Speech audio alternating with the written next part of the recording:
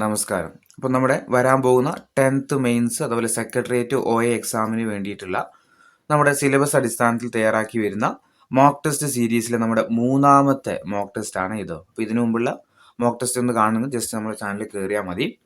അപ്പോൾ ഒന്നാമത്തെ ചോദ്യം ഇതാണ്: പ്രതികൂല സാഹചര്യങ്ങളിൽ പ്രവർത്തിക്കാൻ കഴിയുന്ന ഭൂതല റഡാർ ഏതാണ്? തന്നിരിക്കുന്നതിൽ പ്രതികൂല സാഹചര്യങ്ങളിൽ പ്രവർത്തിക്കാൻ കഴിയുന്ന ഭൂതല റഡാർ ഏതാ? DRDOയുടേതാണ് ഭരണി റഡാർ. ഓപ്ഷൻ എ ആണ്, ഭരണി റഡാർ ആണ്. രണ്ടാമത്തെ ചോദ്യം ചേരുംപടി ചേർക്കാൻ വേണ്ടിയിട്ടാണ്. ഒന്നാമത്തെ പട്ടികയിലുള്ളത് അപ്നാഗർ ആവാസ് ആരോഗ്യ ഇൻഷുറൻസ് പദ്ധതി, രണ്ടാമത്തത് ഉന്നതി ഓവർസീസ് സ്കോളർഷിപ്പ് പദ്ധതി, മൂന്നാമത്തത് അംബേദ്കർ ഗ്രാമവികസന പദ്ധതി, നാലാമത്തത് അനുയാത്ര.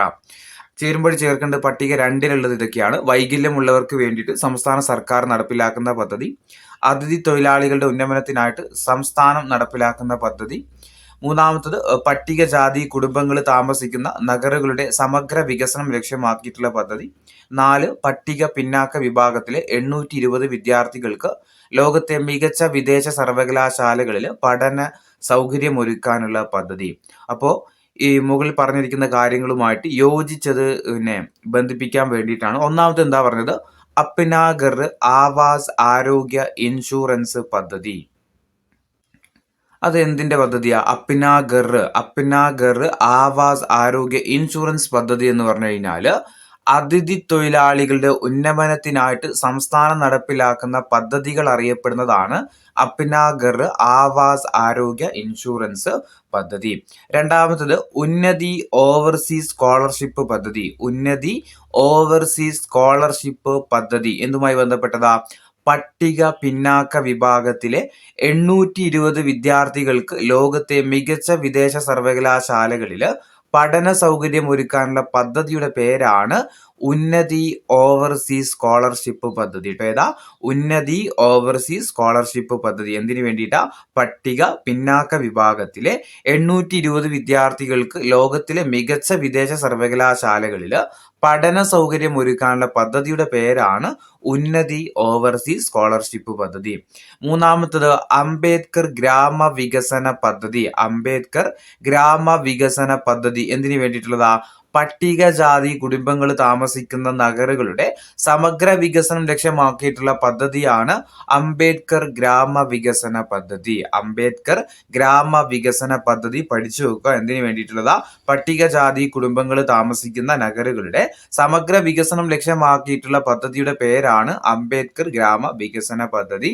ഇനി അനുയാത്ര എല്ലാവർക്കും അറിയുന്നതായിരിക്കും. ഏതാ? വൈകല്യമുള്ളവർക്ക് വേണ്ടിയിട്ട് സംസ്ഥാന സർക്കാർ നടപ്പിലാക്കുന്ന പദ്ധതിയാണ് ഇത് അനുയാത്ര എന്ന് പറയുന്നത്. അപ്പൊ ഈ 4 പദ്ധതികളും പഠിച്ചു വെക്കുക, നമുക്ക് എക്സാമിൽ ചോദിക്കാം. അപ്നാഗർ ആവാസ് ആരോഗ്യ ഇൻഷുറൻസ് പദ്ധതി, ഉന്നതി ഓവർസീസ് സ്കോളർഷിപ്പ് പദ്ധതി, അംബേദ്കർ ഗ്രാമവികസന പദ്ധതി, അനുയാത്ര. അപ്പൊ അതിന്റെ പദ്ധതികളും ജസ്റ്റ് പഠിച്ചു വെക്കുക. ഞാൻ ഇവിടെ വെക്കാം. വേണ്ട ആളുകൾ ജസ്റ്റ് ഒന്ന് സ്ക്രീൻഷോട്ട് അടിച്ചു വെച്ചു. ഈ മൂന്നാമത്തെ ചോദ്യം കൊളാറ്ററൽ ആൻഡ് ഫിനാൻഷ്യൽ പബ്ലിഷിംഗ് എന്ന പുസ്തകത്തിന്റെ രചയിതാവ് ആരാ?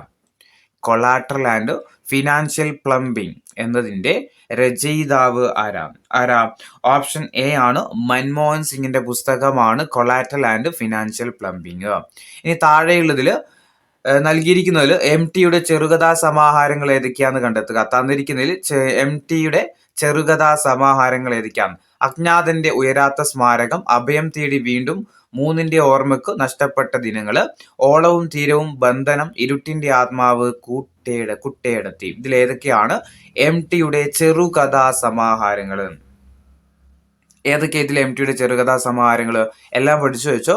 അജ്ഞാതന്റെ ഉയരാത്ത സ്മാരകം ചെറുകഥയാണ്, അഭയം തേടി വീണ്ടും, മൂന്നിന്റെ ഓർമ്മക്ക്, അതുപോലെ നഷ്ടപ്പെട്ട ദിനങ്ങള്, ഓളവും തീരവും, പിന്നെ ബന്ധനം, ഇരുട്ടിന്റെ ആത്മാവ്, കുട്ടേടത്തി. ഇതൊക്കെ എന്താണ്? MTയുടെ ചെറുകഥാ സമാഹാരങ്ങളാണ്. ഇനി കേരളത്തിലെ എമിലി ബ്രോണ്ടി എന്നറിയപ്പെടുന്ന സാഹിത്യകാരൻ ആരാണ്? കേരളത്തിന്റെ എമിലി ബ്രോണ്ടി എന്നറിയപ്പെടുന്ന സാഹിത്യകാരൻ ചോദിച്ചാൽ ആരാ? രാജലക്ഷ്മിയാണ്. ഓപ്ഷൻ ഡി ആണ്, രാജലക്ഷ്മിയാണ്. കേരളത്തിന്റെ എമിലി ബ്രോണ്ടി എന്നറിയപ്പെടുന്ന സാഹിത്യകാരൻ ചോദിച്ചാൽ ആരാ? രാജലക്ഷ്മിയാണ്.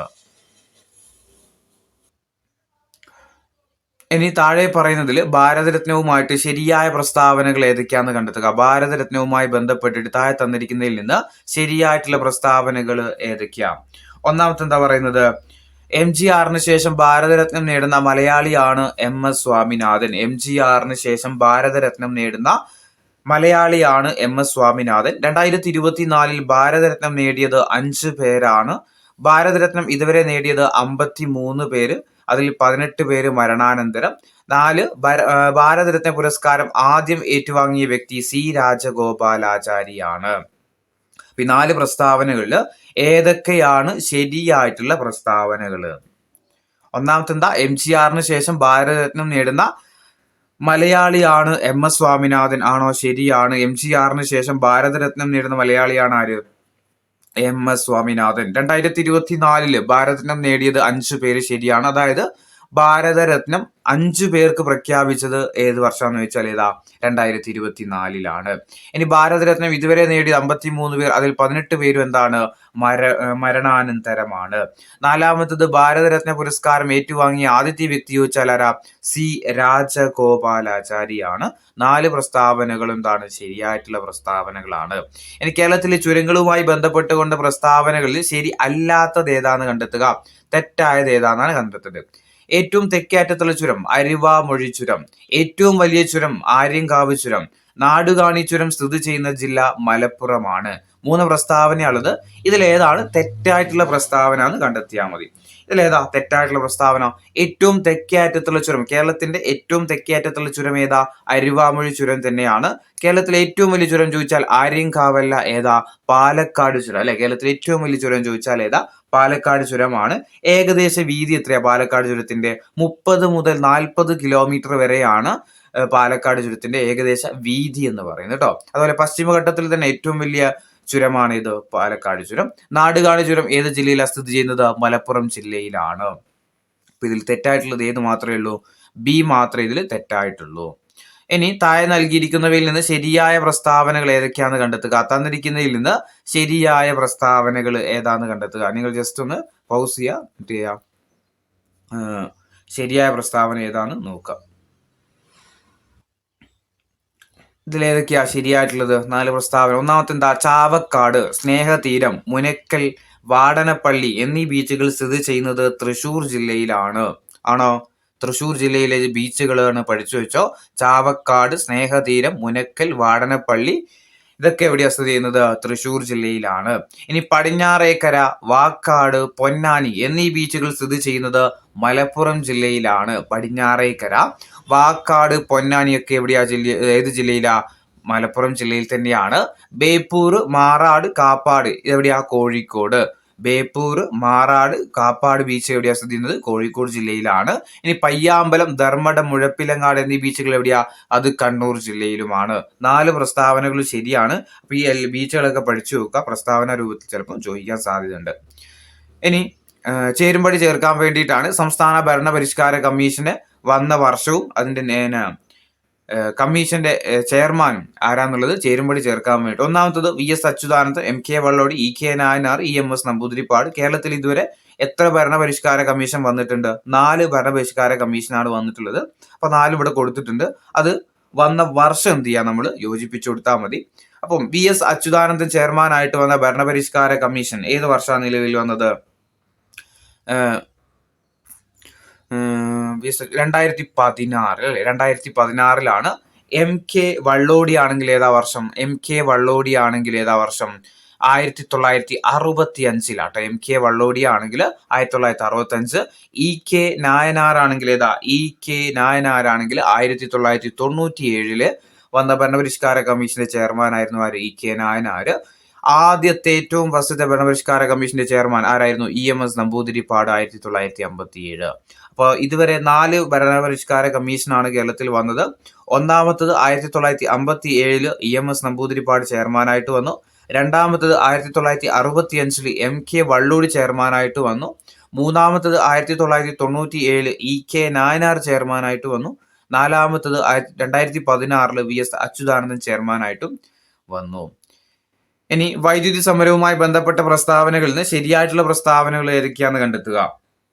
ഒരു ബഹുജന പ്രക്ഷോഭത്തിന്റെ മുഖമായിരുന്നു വൈദ്യുതി പ്രക്ഷോഭം, പക്ഷേ തൃശ്ശൂരിൽ മാത്രം ഒതുങ്ങി നിന്നു. 2, തൃശ്ശൂർ നഗരത്തിലെ ക്രൈസ്തവ സമുദായത്തെ ദേശീയ പ്രസ്ഥാനത്തിന്റെ മുഖ്യധാരയിലേക്ക് എത്തിക്കാൻ കഴിഞ്ഞ സമരമാണ് വൈദ്യുതി സമരം.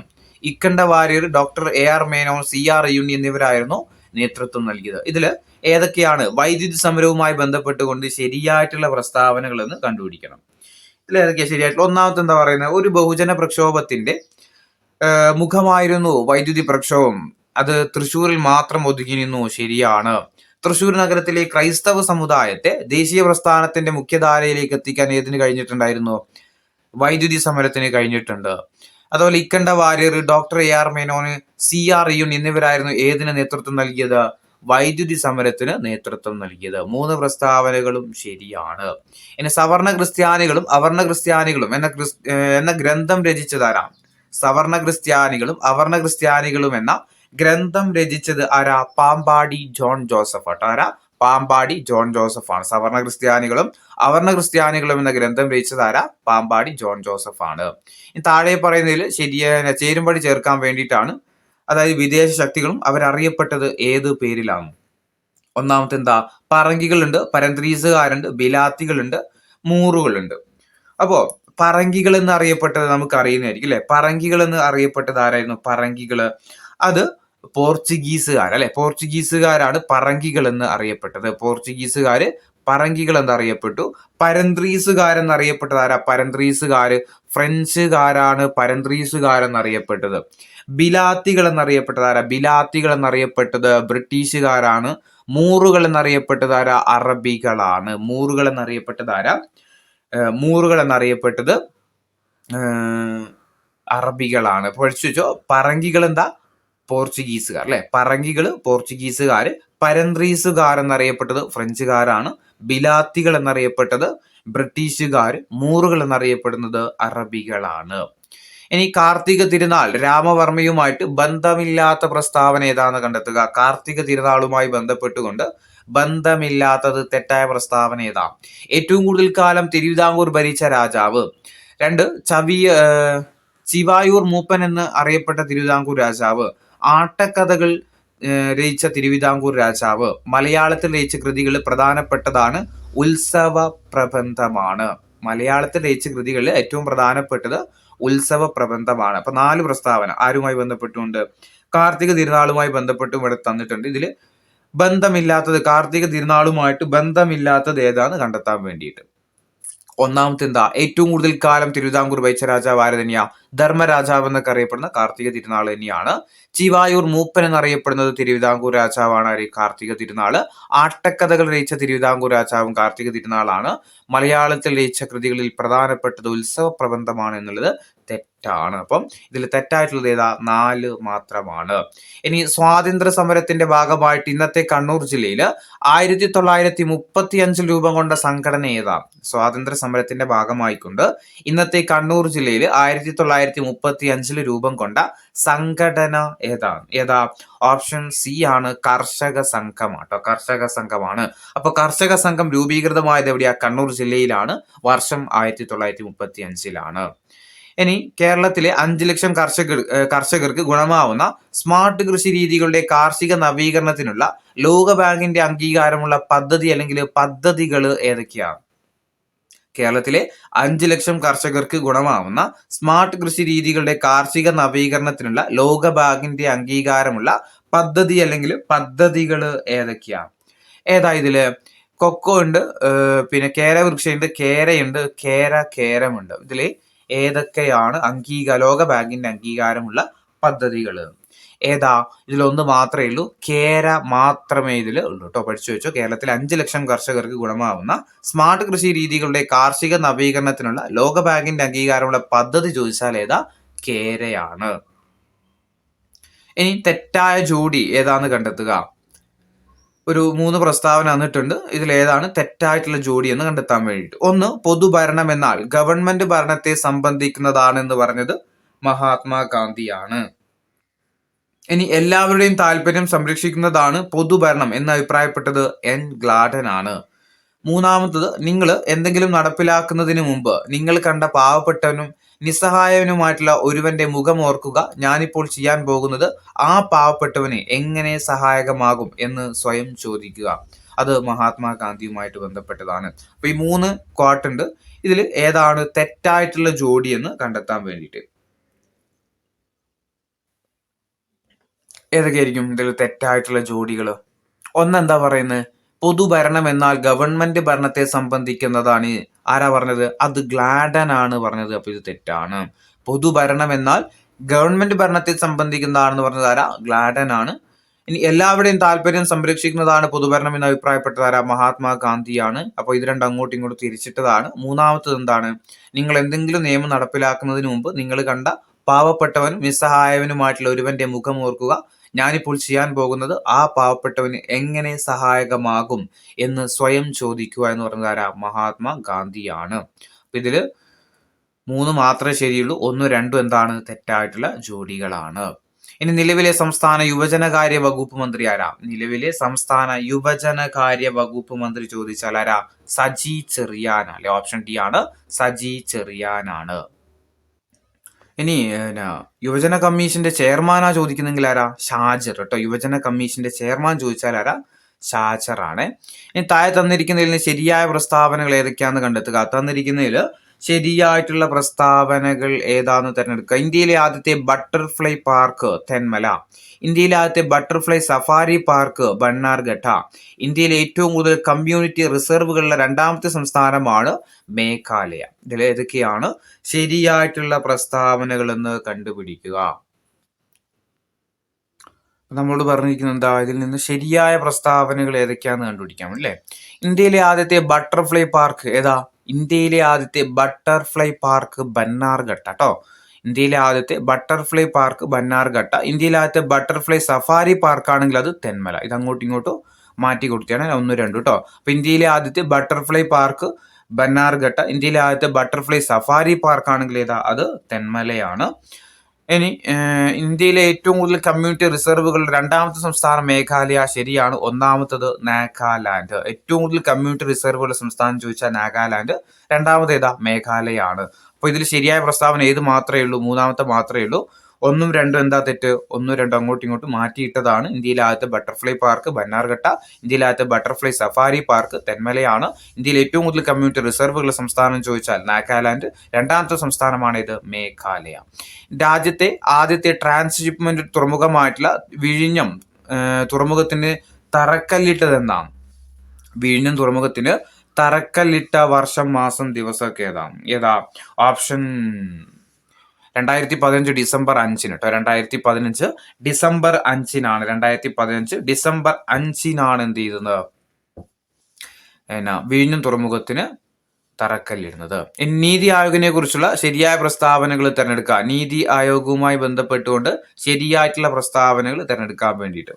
1, കേന്ദ്ര സർക്കാരിന്റെ ഒരു വിദഗ്ധ ഉപദേശ സമിതിയാണ് നീതി ആയോഗ്. 2, നീതി ആയോഗ് നിലവിൽ വന്നത് 2015 ജനുവരി 1 നീതി ആയോഗിന്റെ അധ്യക്ഷൻ പ്രധാനമന്ത്രിയാണ്. നീതി ആയോഗിന്റെ ആസ്ഥാനം ഡൽഹിയാണ്. ഇതിൽ ഏതൊക്കെയാണ് ശരിയായിട്ടുള്ള പ്രസ്താവനകൾ?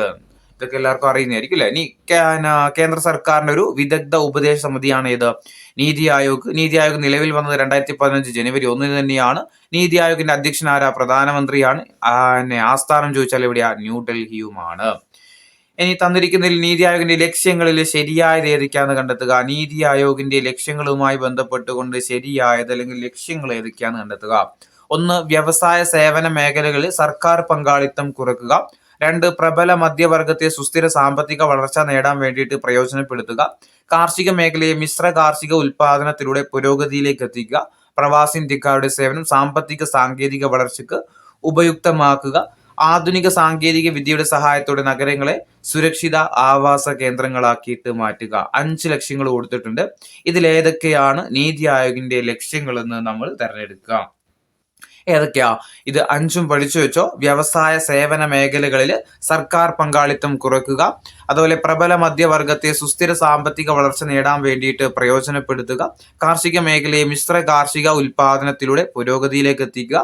പ്രവാസി ഇന്ത്യക്കാരുടെ സേവനം സാമ്പത്തിക സാങ്കേതിക വളർച്ചയ്ക്ക് വേണ്ടിയിട്ട് ഉപയുക്തമാക്കുക. ആധുനിക സാങ്കേതിക വിദ്യയുടെ സഹായത്തോടു കൂടെ നഗരങ്ങളെ സുരക്ഷിത ആവാസ കേന്ദ്രങ്ങളാക്കിയിട്ട് മാറ്റുക. ഇതൊക്കെ എന്താണ്? നീതി ആയോഗിന്റെ പ്രധാനപ്പെട്ട ലക്ഷ്യങ്ങളാണ്. ഇനി 18ാം ലോക്സഭാ തെരഞ്ഞെടുപ്പിൽ സഹമന്ത്രിയായിട്ട് ചുമതലയേറ്റ ശ്രീ സുരേഷ് ഗോപി ഏതൊക്കെ വകുപ്പിന്റെ സഹമന്ത്രിയാണ്? നിലവിൽ മലയാളിയായിട്ടുള്ള 2 പേരാണ് എന്തുള്ളത്? കേന്ദ്ര മന്ത്രിസഭയിലുള്ളത് അല്ലെ? സഹമന്ത്രിയായിട്ട് നമ്മൾ സുരേഷ് ഗോപി ഉണ്ട്. സുരേഷ് ഗോപിയുടെ വകുപ്പുകൾ ഏതൊക്കെയാണ്? ഏതൊക്കെയാ സുരേഷ് ഗോപിയുടെ വകുപ്പുകൾ? പെട്രോളിയം ഉണ്ട്, പ്രകൃതിവാതകം ഉണ്ട്, അതുപോലെ ടൂറിസം ഉണ്ട് കേട്ടോ. കൃഷിയില്ല. ഏതൊക്കെയാ? പെട്രോളിയം, പ്രകൃതിവാതകം, ടൂറിസം. പെട്രോളിയം, പ്രകൃതിവാതകം, ടൂറിസം. അടുത്തത് അടിയന്തരാവസ്ഥയുമായി ബന്ധപ്പെട്ട് താഴെ തന്നിരിക്കുന്ന പ്രസ്താവനകളിൽ നിന്ന് ശരിയായത് തിരഞ്ഞെടുക്കുക. അടിയന്തരാവസ്ഥയുമായി ബന്ധപ്പെട്ടിട്ട് ശരിയായ പ്രസ്താവന ഇതാണ്. ദേശീയ അടിയന്തരാവസ്ഥ പ്രഖ്യാപിക്കുന്ന സമയത്ത് ഫെഡറൽ സംവിധാനം താൽക്കാലികമായിട്ട് റദ്ദാക്കപ്പെടുന്നു. രണ്ടാമത്തത്, ദേശീയ അടിയന്തരാവസ്ഥ പ്രഖ്യാപിക്കുമ്പോൾ യൂണിറ്ററി സമ്പ്രദായം നിലവിൽ വരുന്നു. ഓപ്ഷൻ സി ഇത് രണ്ടും ശരിയാണ്, ഓപ്ഷൻ ഡി ഇത് രണ്ടും തെറ്റാണ്. അപ്പോൾ ശരിയായിട്ടുള്ള ഓപ്ഷൻ ഏതാണെന്നുള്ളത് തിരഞ്ഞെടുക്കുക. അടിയന്തരാവസ്ഥയുമായി ബന്ധപ്പെട്ട് രണ്ട് പ്രസ്താവന വന്നിട്ടുണ്ട്, അത് രണ്ടും ശരിയാണ്, രണ്ടും ശരിയാന്ന് പറയാം. ഒന്ന് മാത്രം ശരിയെങ്കിൽ ഒന്ന് മാത്രം ശരി എന്ന് പറയാം. രണ്ടും തെറ്റാണ്, രണ്ടും തെറ്റാണ്. ഏതാ ഇതിന്റെ ആൻസർ ആയിട്ട് വരിക? ദേശീയ അടിയന്തരാവസ്ഥ പ്രഖ്യാപിക്കുന്ന സമയത്ത് ഫെഡറൽ സംവിധാനം താൽക്കാലികമായിട്ട് റദ്ദാക്കപ്പെടുന്നു എന്ന് പറഞ്ഞാൽ ശരിയാണോ?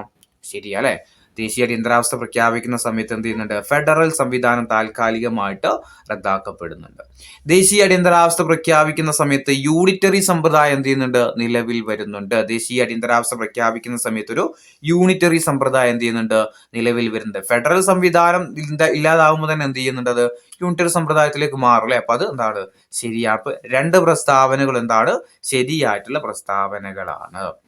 ഇനി അനഘ എന്നത് ഏത് കാർഷിക വിളയുടെ ഇനമാണ്? അനഘ എന്നത് ഏത് കാർഷിക വിളയുടെ ഇനമാണ്? ഓപ്ഷൻ സി ആണ്, തക്കാളി അല്ലെ? അനഘ ഏതാ? തക്കാളിയാണ്. ഇനി ചൗരി ചൗര സംഭവവുമായി ബന്ധപ്പെട്ട കേസിൽ സ്വാതന്ത്ര്യ സമര അനുകൂലികൾക്ക് വേണ്ടിയിട്ട് കേസ് വാദിച്ച വ്യക്തി ആരാണ്? ചൗരി ചൗര സംഭവവുമായി ബന്ധപ്പെട്ട കേസിലെ സ്വാതന്ത്ര്യ സമര അനുകൂലികൾക്ക് വേണ്ടിയിട്ട് കേസ് വാദിച്ച വ്യക്തി ചോദിച്ചാൽ ആരാ? ഓപ്ഷൻ സി ആണ്, മദൻ മോഹൻ മാളവ്യ കേട്ടോ. ആരാ? മദൻ മോഹൻ മാളവ്യയായിരുന്നു. താഴെ തന്നിരിക്കുന്ന പ്രസ്താവനകൾ വിലയിരുത്തുക. ഓപ്ഷൻ ഒന്നാമത്തേതാണ്, 3 വർഷ കാലാവധിയാണ് കേന്ദ്ര മുഖ്യ വിവരാവകാശ കമ്മീഷണർക്കും മറ്റ് കമ്മീഷണർമാർക്കും ഉള്ളത്. ലോക്സഭാ പ്രതിപക്ഷ നേതാവ് അടങ്ങുന്ന 3 അംഗ കമ്മിറ്റിയാണ് മുഖ്യ കമ്മീഷണറുടെയും മറ്റ് കമ്മീഷണർമാരെയും തെരഞ്ഞെടുക്കുന്നത്. കേന്ദ്ര വിവരാവകാശ കമ്മീഷൻ നിലവിൽ വന്നത് 2005-ലാണ്. അപ്പൊ 3 പ്രസ്താവന വിവരാവകാശ കമ്മീഷനുമായി ബന്ധപ്പെട്ടിട്ട് 3 പ്രസ്താവന വന്നിട്ടുണ്ട്. ഇതിൽ ഏതൊക്കെയാണ് ശരിയായിട്ടുള്ളതെന്ന് കണ്ടെത്തുക.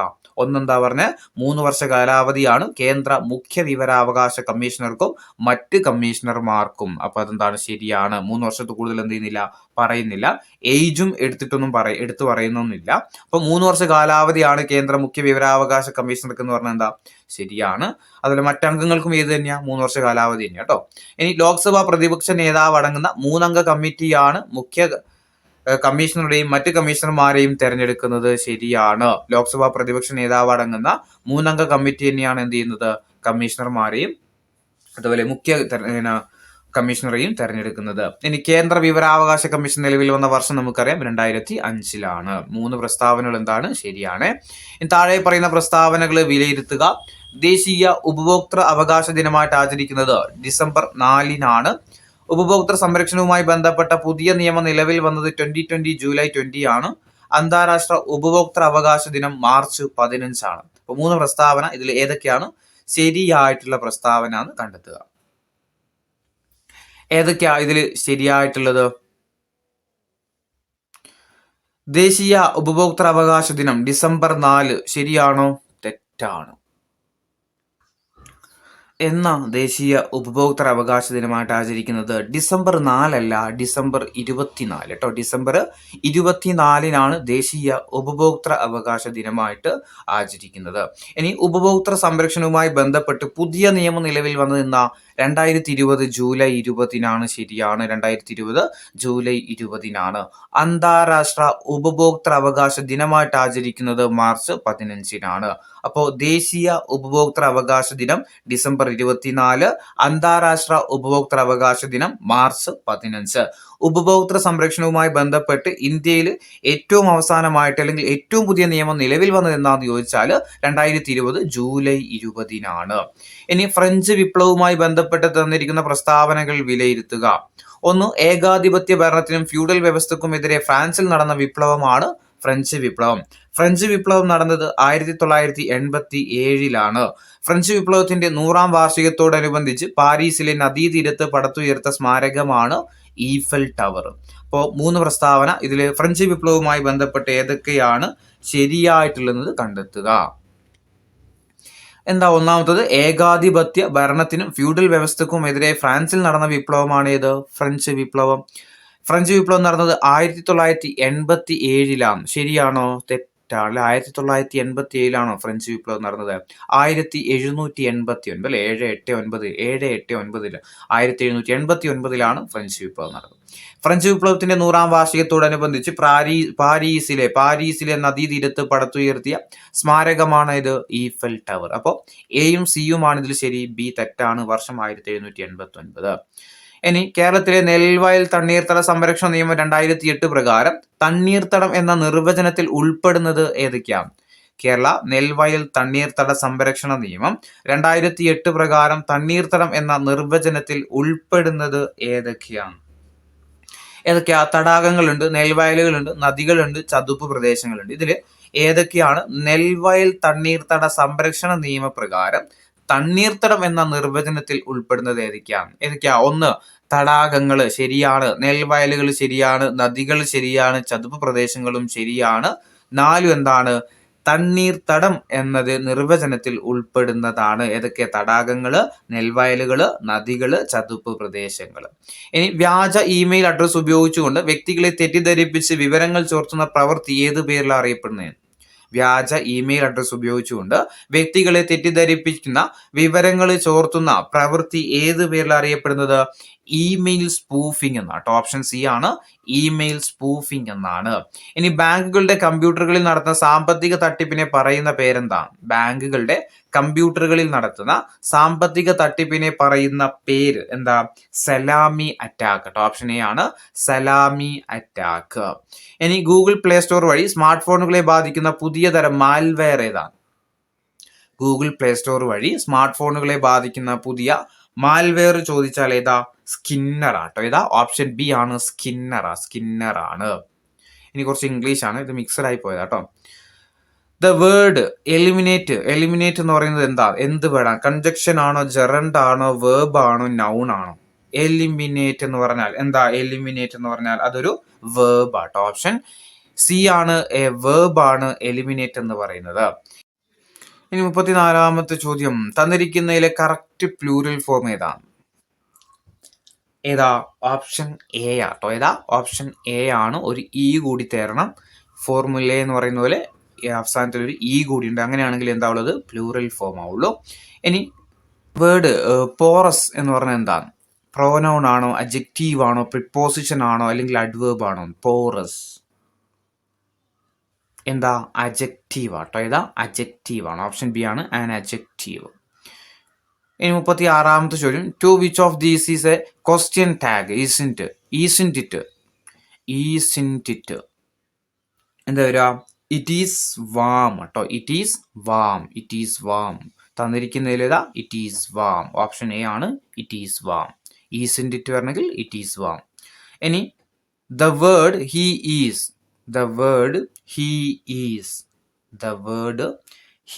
ഈസ് എന്താ? ഹി ഈസ് എന്ന് പറയുന്ന ഒരു പ്രോനൗൺ ആട്ടോ. പ്രോനൗൺ ആണ്. ഇനി the adverb among these word is, തന്നിരിക്കുന്ന ആഡ്വേർബ് ഏതാ? ക്വിക്ലി ആട്ടോ. ഓപ്ഷൻ ഡി ആണ്, ക്വിക്ലി ആണ്. ഇനി adjective among these words, adjective തന്നിരിക്കുന്നതിൽ അഡ്ജക്റ്റീവ് ഏതാണ്? ഏതാ? സേഫ് ആട്ടോ. ഓപ്ഷൻ ഡി ആണ്, സേഫ് ആണ്. ഇനി 40-ാമത്തെ ചോദ്യം, which of these is a correct sentence? തന്നിരിക്കുന്നതിൽ കറക്റ്റ് സെന്റൻസ് ഏതാന്ന് കണ്ടെത്തുക. കറക്റ്റ് സെന്റൻസ് ഏതാ? ഓപ്ഷൻ എ ആണ്, വി ഹാവ് നോ ഐഡിയ. ഇനി 41-ാമത്തെ ചോദ്യം, റോങ് സെന്റൻസ് ഏതാണ്? തന്നിരിക്കുന്നതിൽ റോങ് സെന്റൻസ് ഏതാ? ഓപ്ഷൻ എ തന്നെയാണ്, ഐ ഡോണ്ട് നോ നത്തിങ്. ഇനി 42, തന്നിരിക്കുന്നതിൽ കറക്റ്റ് സെന്റൻസ് ഏതാണ്?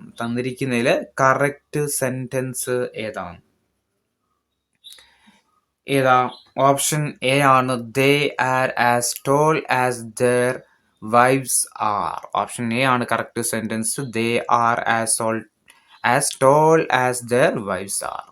ഇനി കുറച്ച് മാത്സ് ആണ്. മാത്സ് നമ്മൾ ചെയ്യുന്നില്ല. മാത്സ് നമ്മൾ ടെലിഗ്രാം ചാനൽ ഇട്ട് വെക്കാറുണ്ട്. അതിൽ കയറി നിങ്ങൾക്ക് കിട്ടും കേട്ടോ ക്വസ്റ്റ്യൻസ്. ഇനി മലയാളം സാമാന്യ ലിംഗ ബഹുവചന രൂപമായ അവ എന്നതിന്റെ ഏകവചന രൂപം താഴെ കൊടുത്തിട്ടുള്ളവയിൽ ഏതാണ്? അവ എന്നതിന്റെ ഏകവചന രൂപം താഴെ കൊടുത്തിട്ടുള്ളതിൽ അവ എന്നതിന്റെ ഏകവചന രൂപം താഴെ കൊടുത്തിരിക്കുന്നതിൽ ഏതാന്ന് കണ്ടെത്തുക. ഏതാ? ഓപ്ഷൻ ഡി ആണ് അത് കേട്ടോ. ഏതാ? അതാണ് അത്. അവ എന്നതിന്റെ ഏകവചന രൂപം ചോദിച്ചാൽ ഏതാ? അതാണ്. ഇനി തമ്പി എന്ന പദത്തിന്റെ സ്ത്രീലിംഗ രൂപം എന്താണ്? തമ്പി. തമ്പി എന്ന് പറഞ്ഞാൽ എന്താ? തങ്ക കേട്ടോ. ഓപ്ഷൻ എ ആണ് തങ്കയാണ്. ഇനി കർത്തൃ എന്ന പദത്തിന്റെ പുല്ലിംഗം. കർത്തൃ എന്ന പദത്തിന്റെ പുല്ലിംഗം ഏതാണ്? കർത്തൃ എന്ന പദത്തിന്റെ പുല്ലിംഗം ചോദിച്ചാൽ എന്താ? കർത്താവ്. കർത്തൃ എന്ന പദത്തിന്റെ പുല്ലിംഗമാണ് കർത്താവ്. ഇനി അറിയാൻ ആഗ്രഹമുള്ളയാൾ എന്നതിന്റെ ഒറ്റപ്പദം ഏതാണ്? അറിയാൻ ആഗ്രഹമുള്ളയാൾ എന്നതിന്റെ ഒറ്റപ്പദം. അറിയാൻ ആഗ്രഹമുള്ളയാൾ ഏതാ? ജിജ്ഞാസു. ഏതാ? ജിജ്ഞാസു. ഓപ്ഷൻ എ ആണ് ജിജ്ഞാസു എന്ന് പറഞ്ഞാൽ എന്താ? അറിയാൻ ആഗ്രഹമുള്ളയാള്.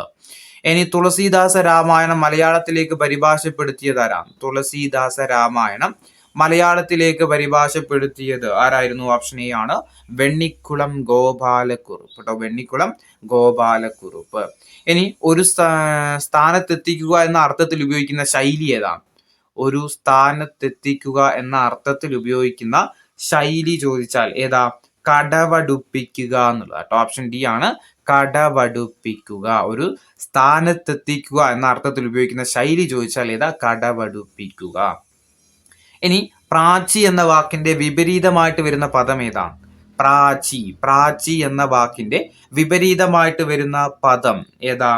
ഓപ്ഷൻ ഡി ആണ് പ്രതീചി കേട്ടോ. പ്രാചി, പ്രതീചി. ഇനി ശാരിക എന്ന വാക്കിന്റെ പര്യായമല്ലാത്ത പദം. ശാരിക എന്ന പദത്തിന്റെ പര്യായമല്ലാത്ത പദം ഏതാ?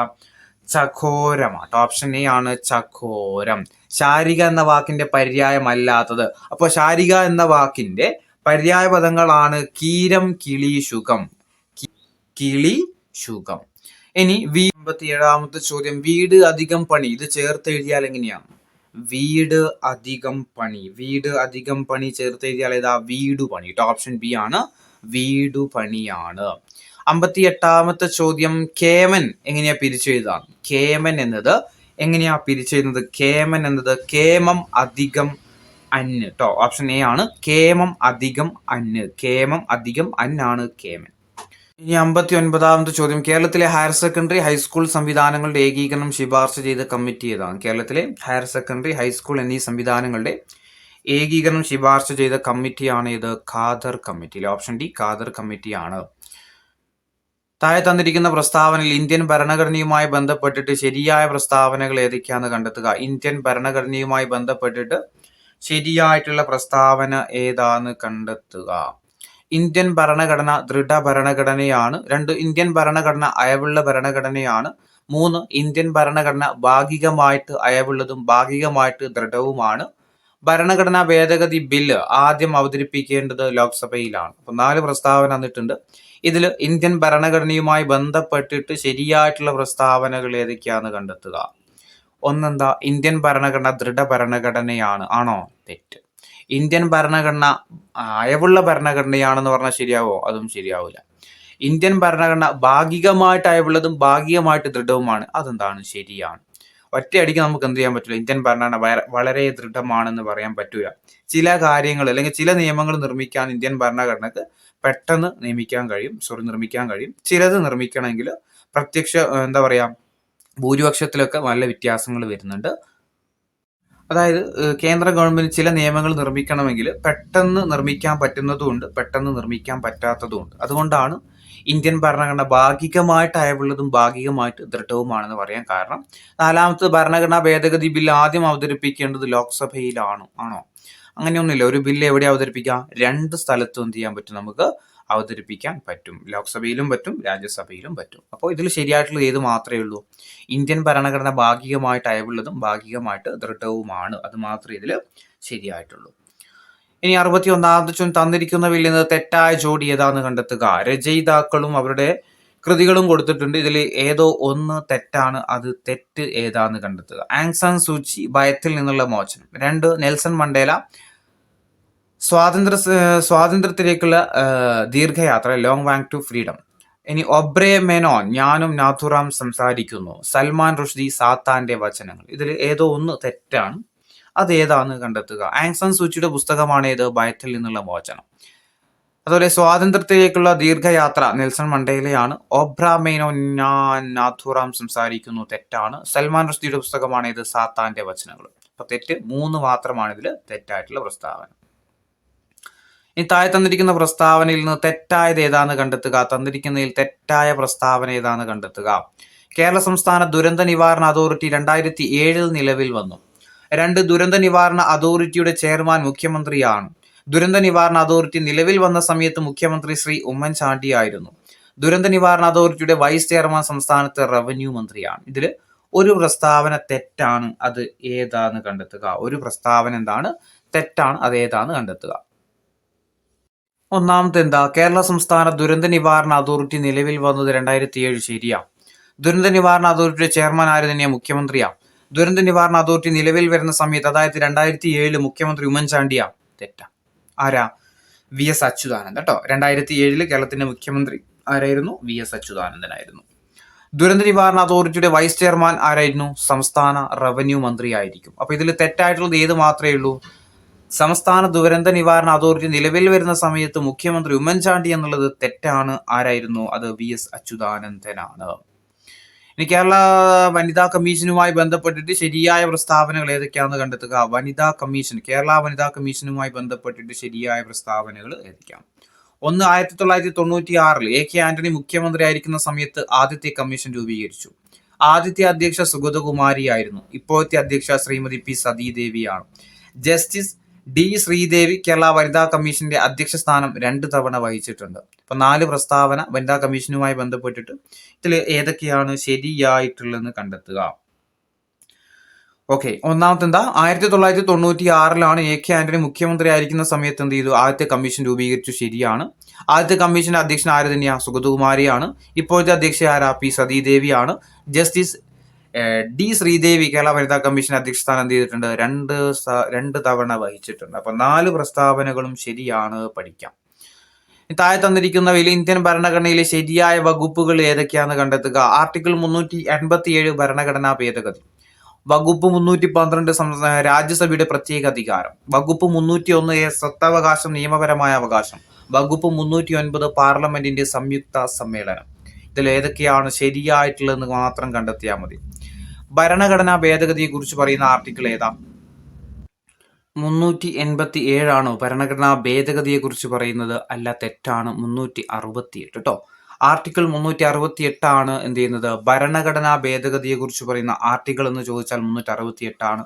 ഭരണഘടനാ ഭേദഗതി എന്ന ആശയം ഇന്ത്യ കടമെടുത്തത് ഏത് രാജ്യത്തു നിന്നാണ്? അത് ദക്ഷിണാഫ്രിക്കയിൽ നിന്നാണ്. അപ്പൊ ഒന്നാമത്തെ തെറ്റാ.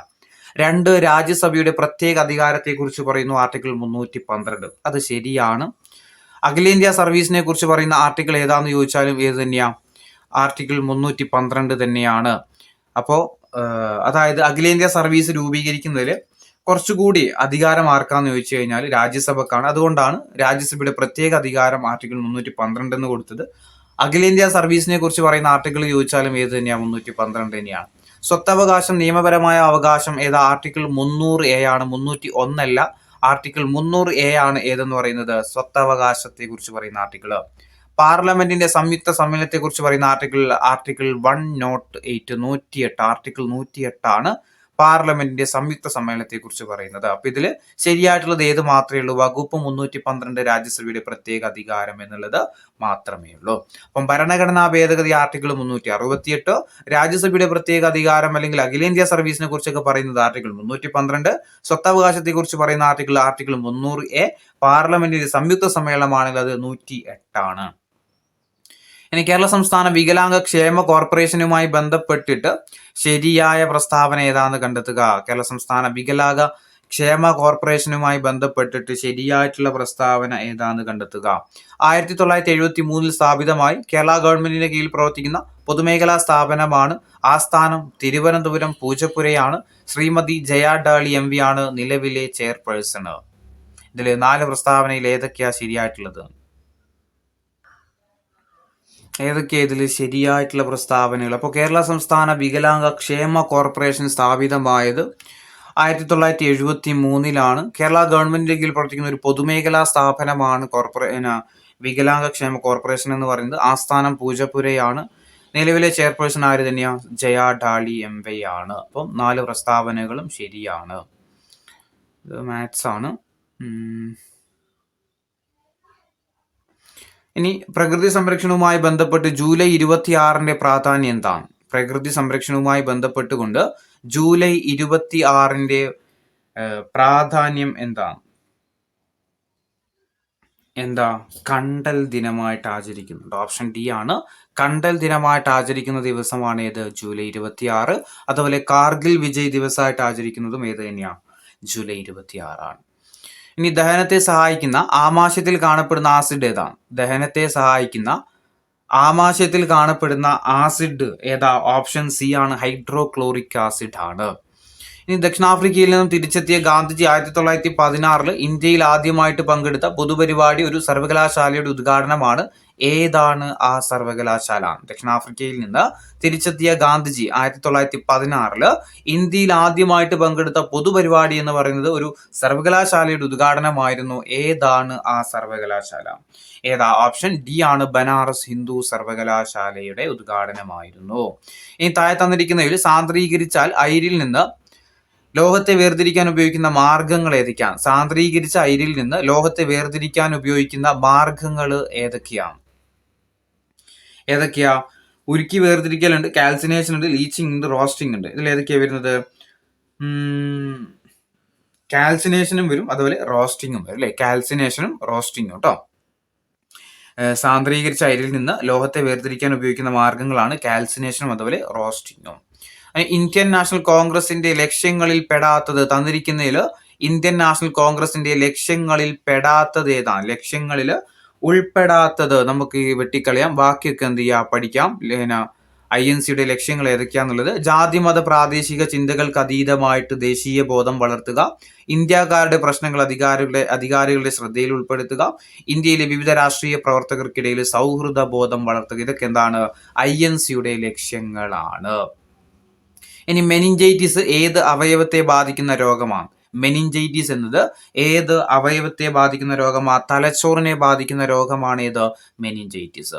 ഇനി 79ാമത്തെ ചോദ്യം: പരിഷ്കൃതമായ യൂറോപ്യൻ കലകൾ, ശാസ്ത്രം, തത്വജ്ഞാനം, സാഹിത്യം എന്നിവയുടെ വ്യാപനം ലക്ഷ്യമാക്കിക്കൊണ്ടുള്ള വിദ്യാഭ്യാസമാണ് ഇന്ത്യയിൽ പ്രചരിപ്പിക്കുന്നതിന് നാം ആഗ്രഹിക്കുന്നത്.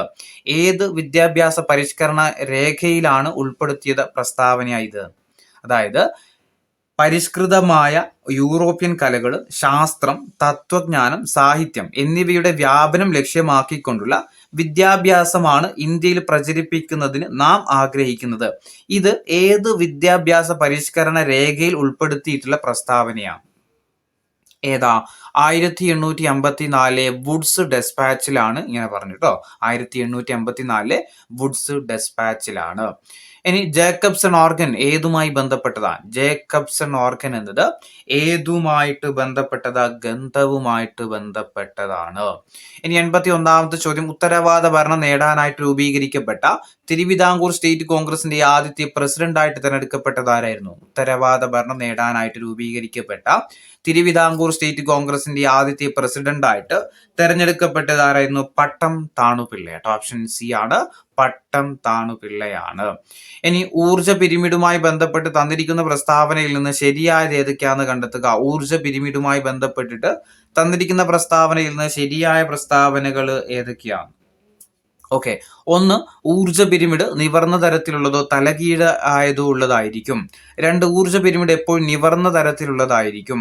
3 ഒരു പോഷണ തലത്തിൽ നിന്ന് അടുത്ത പോഷണ തലത്തിലേക്ക് 10% ഊർജം മാത്രമാണ് കൈമാറ്റം ചെയ്യപ്പെടുന്നത്. 1ാമത്തെ പോഷണതലം പ്രാഥമിക ഉപഭോക്താക്കളെ സൂചിപ്പിക്കുന്നു. അപ്പൊ 4 പ്രസ്താവനയുണ്ട്. ഇതിൽ ഊർജ പിരമിഡുമായി ബന്ധപ്പെട്ടിട്ട് ശരിയായത് ഏതൊക്കെയാന്ന് കണ്ടെത്താൻ വേണ്ടിയിട്ട്. ഏതൊക്കെ ഇതിൽ ശരിയായിട്ടുള്ളത്? 1 ഊർജ പിരമിഡ് നിവർന്ന തരത്തിലുള്ളതോ തലകീഴായതോ ആയിരിക്കും എന്ന് പറയുന്നത് തെറ്റാണ്. ഊർജ പിരമിഡ് എപ്പോഴും എന്തായിരിക്കും? നിവർന്ന തരത്തിലുള്ളതായിരിക്കും. 2ാമത്തെ പ്രസ്താവന ശരിയാണ്. ഊർജ പിരമിഡ് എപ്പോഴും എന്തായിരിക്കും? നിവർന്ന തരത്തിലുള്ളതായിരിക്കും. ഇനി ഒരു പോഷണ തലത്തിൽ നിന്ന് അടുത്ത പോഷണ തലത്തിലേക്ക് എത്ര ശതമാനം ഊർജം കൈമാറ്റം ചെയ്യപ്പെടുന്നുണ്ട്? 10% ഊർജമാണ് കൈമാറ്റം ചെയ്യപ്പെടുന്നത്. 1ാമത്തെ പോഷണ തലം പ്രാഥമിക ഉപഭോക്താക്കൾ എന്ന് സൂചിപ്പിക്കുന്നു എന്നുള്ളത് തെറ്റാണ്. തെറ്റാണ്. അപ്പോൾ 2ഉം 3ഉം മാത്രമേ ഇതിൽ ശരിയായിട്ടുള്ളൂ. ഇനി 83ാമത്തെ ചോദ്യം, AC യെ DC ആക്കി മാറ്റുന്ന പ്രവർത്തനത്തിൽ ഉപയോഗിക്കുന്ന ഉപകരണം ഏതാണ്? AC യെ DC ആക്കി മാറ്റാൻ പ്രവർത്തനത്തിന് ഉപയോഗിക്കുന്ന ഉപകരണം ഏതാണ്? ഡയോഡാട്ടോ. ഡയോഡാണ്. AC യെ DC ആക്കി മാറ്റുന്ന പ്രവർത്തനം അറിയപ്പെടുന്ന എന്താ? റെക്ടിഫിക്കേഷൻ ആണ്. അപ്പൊ റെക്ടിഫിക്കേഷൻ ഉപയോഗിക്കുന്ന ഉപകരണം ചോദിച്ചാലും ഏത് തന്നെയാ? ഡയോഡ് ആണെന്ന കാര്യം ഓർത്തു വെക്കുക. ഇനി അടിസ്ഥാന ഘടന എന്ന സിദ്ധാന്തം ജുഡീഷ്യറി മുന്നോട്ട് വെച്ച കേസ് ഏതാ? അടിസ്ഥാന ഘടന എന്ന സിദ്ധാന്തം ജുഡീഷ്യറി മുന്നോട്ട് വെച്ച കേസ് ഏതാ? കേശവാനന്ദ ഭാരതി കേസ് ആട്ടോ. കേശവാനന്ദ ഭാരതി കേസ്. ഇനി പഞ്ചായത്തുകൾക്ക് ഭരണഘടനാ പദവി ശുപാർശ ചെയ്തത് ഏത് കമ്മിറ്റിയാണ്? പഞ്ചായത്തുകൾക്ക് ഭരണഘടനാ പദവി ശുപാർശ ചെയ്ത കമ്മിറ്റി ഏതാ? ഓപ്ഷൻ സി ആണ്, LM സിംഗ്വി കമ്മിറ്റി ആട്ടെ. LM സിംഗ്വി കമ്മിറ്റിയാണ്.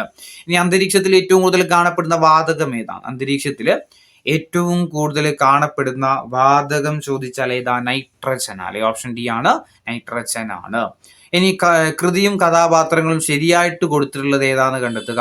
ഒന്ന് പോസ് ചെയ്യുക, കണ്ടെത്തുക. കൃതിയും കഥാപാത്രങ്ങളും ശരിയായിട്ട് നൽകിയിട്ടുള്ളത് ഏതാണ്? ആൻസർ വരുന്നത് ഓപ്ഷൻ ബി ആണ്, അപരാജിത, ദിശ, നിരഞ്ജൻ. ഇതില ഉഷ്ണരാശിയിലെ കഥാപാത്രങ്ങളാണ് അപരാജിത, ദിശ, നിരഞ്ജൻ എന്ന് പറയുന്നത്. ഇനി